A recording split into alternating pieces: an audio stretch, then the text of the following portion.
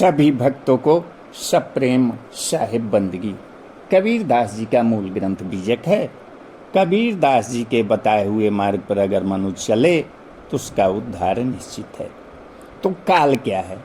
जब आप जाइएगा पंडित जी से पतरा दिखवाने तो पंडित जी लोग कहते हैं कि कभी पूर्व में काल है, कभी दक्षिण में काल है, कभी पश्चिम में काल है और कभी उत्तर में काल है। महीना में 6 दिन भादवा रूपी काल है। अब आप लोग ही विचार कीजिए कि 24 घंटे का समय होता है, वह सब काल है। काल से 1 मिनट भी समय बाकी नहीं है। काल कोई जीव थोड़े है जो किसी को पकड़ लेगा। काल सबके साथ में यह मन है। काल ही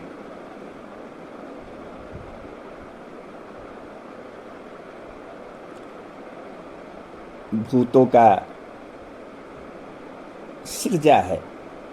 काल के रहते ही सूरज में उजाला रहता है, प्रकाश रहता है। काल में ही सब भूत स्थिर है। काल में ही चक्षु इंद्रिया आदि दर्शन आदि करता है। वायु से दीप के समान काल से ही अनंत इंद्र और चक्रवर्ती निवृत्ति किए गए हैं। इंद्र द्वारा 52 से पराजित बलि इंद्र से कहता है कि गंभीर काल अपने तेज से महाविद्वान आदि सबको ग्रहण करता है। इस काल के वश में प्राप्त होने पर मुझ ज्ञानियों का दुख क्या है। आकाश काल बिना सैकड़ों सर से विघ्न प्राणी भी नहीं मरता है। प्राप्त काल होने पर तीर्ण के अग्रभाग से स्पर्श से युक्त होने पर भी नहीं जाता है। उस काल से प्रीत नर के रक्षा के लिए मंत्र आदि भी सामर्थ्य है। फिर लक्ष्मी राज्य आदि से क्या फल है? कई एक दिनों में इन सबको काल नष्ट ही करता है। सर्वात्मा ईश्वर स्वरूप काल ही सब प्रजा को सृष्टि और संहार यानी कि प्रलय करता है। इसमें सब चराचर काल के वशीभूत हैं, परंतु काल किसी के बस में नहीं है।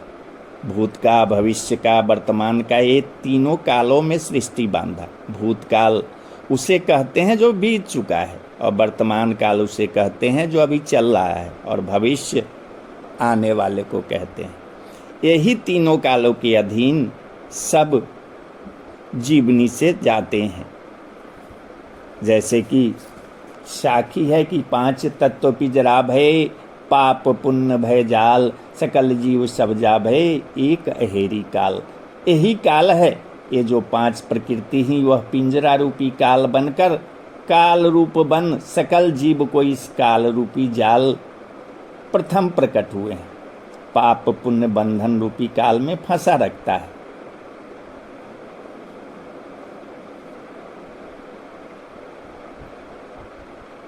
दसों इंद्रियां, मौन, चित्त, अहंकार, काम, क्रोध, लोभ, मोह, मायादि सब ही काल बनकर सब जीवों को दुख दे रहे हैं। ब्रह्मा, विष्णु, शिव, इंद्र, ऋषि, मुनि आदि सबों को खाकर धूल उड़ा रहे हैं।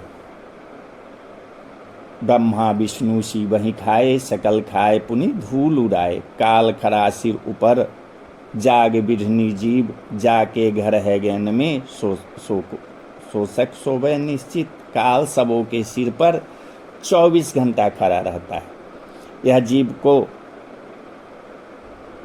हर घर अंधेरा या सिपाही रूपी कोठरी के अंदर और भीतर में है। 24 घंटा सिपाही लगने का भय लगा ही रहता है। ऋषि मुनि, तपस्वी, ज्ञानी, योगी, देवता, राजा महाराजा, गृहस्थ, फकीर आदि उसी स्याही रूपी पकड़े हुए हैं। कोई बिरले जीव हंस रूपी है जो इस स्याही रूपी काल से बचा हुआ है।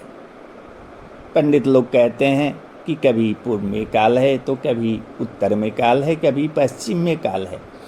महीना के हर एक महीने में 6 दिन भदवा रूपी काल है। अब आप ही लोग विचार करिए कि 24 घंटे का समय होता है, वह सब काल है। काल से 1 मिनट भी समय बाकी नहीं है। काल कोई जीव नहीं है कि जो किसी को पकड़ लेगा। काल सबके साथ में यह मन है। किसी से लड़ाई झगड़ा हो जाए तो तुरंत वह काल प्रकट हो जाता है। अगर खून खराबी हो जाए तो काल अपना रूप प्रकट कर देता है। इसलिए काल क्या है? समय ही काल है। भदबा उसे कहते हैं जो कोई कार्य नहीं पाते। यही भदबा हुआ। यह ब्राह्मणों का भ्रमजाल समय कर्तव्य रूपी काल मनुष्य को सब कुछ कराता है और कराएगा। तो आइए काल की एक कथा कहते हैं। इस कथा से ये भी शिक्षा मिलेगा कि अपने किए हुए कर्म का फल सभी जीवों को भोगना पड़ता है, चाहे वो मनुष्य हो, चाहे भगवान देवी देवता हो या अन्य जीव हों। जैसा कर्म करोगे वैसा फल मिलेगा। करने का फल आज नहीं तो कल। तो आइए एक कहानी आपको सुनाते हैं कि कोई गांव में एक मुस्मात बुढ़िया थी और वह बुढ़िया जो थी वह वैष्णव धर्म को मानती थी। भगवान में बहुत ज़्यादा पूजा पाठ पर विश्वास करती थी और बुढ़िया के दिल में गुरु का ज्ञान था। बुढ़िया जानती थी कि ब्रह्म सत्यम जगत मिथ्या। वह संसार को झूठा समझती थी, मोह माया से रहित थी और 24 घंटे साधु संतों की सेवा में लीन रहती थी और बहुत सुखी संपन्न भी थी। उसके पास एक लड़का था। अचानक उस बुढ़िया के लड़के को एक दिन एक सर्प ने काट लिया। सर्प के काटने पर वह बालक मर गया। बुढ़िया ने लड़के को मर जाने का सोच चिंता बहुत कम किया। जिसके पास ज्ञान होता है उसके लिए न कोई कभी सुख है न कभी दुख है। वो प्रकृति परमात्मा के भरोसे रहता है कि भगवान जो भी करते हैं अच्छे के लिए करते हैं। उसके हृदय में ज्ञान का समझ बूझ थी। वह समझती थी किसी का कोई नहीं है, भक्ति ही सत्य है और कर्म का लिखा कौन टाल सकता है। देव धनुष नर नाग मुनि को न मेटनिहार। इसलिए लड़का का मर जाने का सोच उसके हृदय में नहीं था। गांव के सब लोग एक जगह जुटे और सब कहने लगे, आहा, लड़का जो था बहुत सुंदर था, बड़ी बुद्धिमान था। बुढ़िया अब कैसे रहेगी? बुढ़िया को अब उस बच्चे के बिना कैसे संतोष होगा? बुढ़िया को भारी विपत्ति सिर पर चढ़ गया है। अब आगे का जीवन बुढ़िया का कटेगा कैसे? इतने में ये सब बात चल ही रहा था तो एक सपेरिया जो सांप उप को झाड़ता है पकड़ता है वहां पहुंच गया। सपेरिया बोला कि इस बच्चे को जो सांप काटा है वो सांप अभी घर में ही है। सब लोग बोले उठे कि सांप अगर घर में है तो निकालो। सपेरिया ने मंत्र द्वारा सर्प को निकाला और सबों ने एक स्वर से बोला कि सर्प को मार डालो।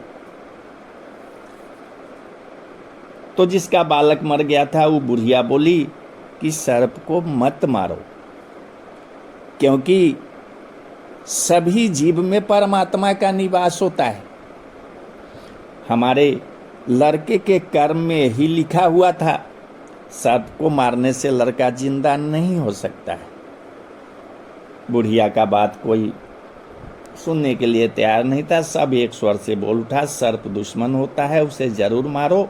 सब सर्प को मारने के लिए दौड़ा। बुढ़िया को दया आ गई। बुढ़िया के धर्म के प्रभाव से सर्प बोलने लगा कि हमारा कोई दोष नहीं। मृत्यु के आदेश से हमने इस लड़के को काटा है। लोगों ने बोला कि मृत्यु कहाँ है? सर्प बोला हम तुरंत मृत्यु को बुला देते हैं। इतना कहकर सर्प ने मृत्यु को हाजिर कर दिया और सर्प वहाँ से चला गया। तब मृत्यु बोला, हमारा कोई दोष नहीं है, हम काल के अधीन हैं, काल के हुक्म से हम लड़के को मारा है। लोग बोला कि काल कहाँ है, काल को तुम बुलाओ। तो तुरंत मृत्यु ने कहा कि ठीक है, हम अभी काल को हाजिर कर देते हैं। लड़का बोला, काल हम ही हैं, काल के अधीन सारा संसार है। देखो, किसी का कोई दोष नहीं है। समय रूपी काल कर्तव्य ही काल होता है। कर्तव्य मनुष्य को सब कुछ करा देता है। जैसा मनुष्य कर्तव्य करता है वैसा फल सबको मिलता है। अब लड़का अपना कहानी कहना शुरू कर दिया। जो बालक मरा हुआ था कि पूर्व जन्म में हम सेठ थे और वह जो सर्प है वो मेरा नौकर था। हम अपना घर छोड़कर परदेश में अपने व्यापार के क्रम में परदेश चले गए, वही कमाने लगे। घर में बस 2 ही आदमी था, हमारा नौकर और हमारी पत्नी। हमारी जो स्त्री थी वो एक रात नौकर से बोली कि हमारे पलंग पर चले आओ। तो नौकर बोला कि हम नहीं आ सकते माँ जी, हम आपको माता समझते हैं। ऐसा नहीं होगा, हम तुम्हें रोज सेवा करते हैं माँ, प्रणाम करते हैं। सुन मेरी स्त्री को बहुत दिल में तकलीफ हुई और भय होने लगा कि सेठ जी जब आएंगे तो सेठ को ये लड़का कह न दे। जब हम परदेश से कमाकर अपने घर पहुंचे तो रात में मेरी स्त्री ने हमारे सामने बहुत तिरिया चरित्र दिखाना शुरू कर दिया। बहुत रोया और विलाप करने लगा। कहने लगा कि नौकर ने बिना मतलब आधी रात में हमारे पलंग पर चढ़कर हमारे छाती पर बैठ गया। जब तक आप उस नौकर को नहीं मारिएगा तब तक मैं जिंदा नहीं रहूंगी। देखिए, कर्म फल होता है। उस नौकर का कोई दोष नहीं था, दोष तो 100% महिला का था। वही उसको बुलाई, वो कहा कि मैं तुम्हें माँ समझता हूँ। परिणाम हुआ कि वो अपना तिरिया चरित्र दिखाना शुरू कर दी। जब उसके पति बाहर से कमा के आए तो उसको उल्टा सीधा पढ़ा कर कि नौकर बहुत बदचलन है, खराब है, आप यहाँ नहीं थे तो उलूल जुलूल काम करता था। एक दिन ऐसा हुआ कि आधी रात में मेरे पलंग पर चला गया आकर और मेरे छाती पर बैठ गया। तो उसने कहा, महिला ने, कि जब तक आप उस नौकर को नहीं मारिएगा तब तक मैं जिंदा नहीं रहूंगी। हमको अगर आप जिंदा देखना चाहते हैं तो नौकर को आपको मार देना पड़ेगा। सेठ जी बड़ी असमंजस में फंस गए कि क्या करना चाहिए। तो शरीर में ही दोनों चीज रहता है, राम और रावण कहीं लंका से थोड़े आता है, वो तो प्रत्येक मनुष्य के शरीर में निवास करता है। तो सेठ जी बिना सोचे समझे उस नौकर को सोए हुए अवस्था में बिना कसूर का उसको मार डाला। और नौकर को जो मारा वही नौकर क्या बन गया? वही नौकर सर्प बन गया। और सेठ जी जो थे वो मुस्मात बुढ़िया का लड़का बन गया। तो इसी कारण से नौकर सर्प बनकर अपना बदला चुका लिया। बदला सबको देना ही होता है, इतना कहकर वो लड़का मर गया। अब धोखे से राम ने बाली को मार दिया, तो कृष्ण अवतार में बाली ने भी जरा व्याध बन के भगवान श्री कृष्ण से बदला चुका लिया। तो साहिब बंदगी, साहिब बंदगी, साहिब बंदगी।